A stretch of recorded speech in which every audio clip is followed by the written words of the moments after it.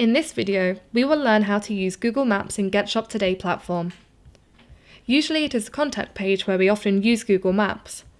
To use Google Maps, first add a column.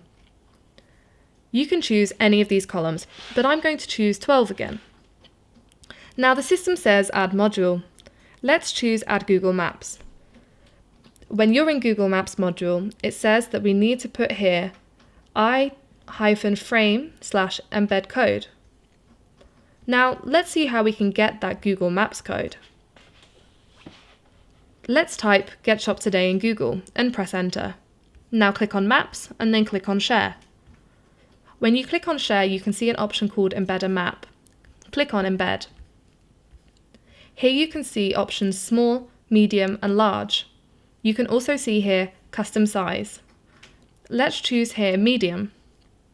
Copy this HTML code and then go back to the admin panel and just simply paste it here and click on Add Update.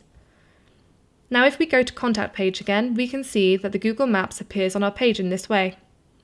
So this is how we can use a Google Maps module. Thanks for watching.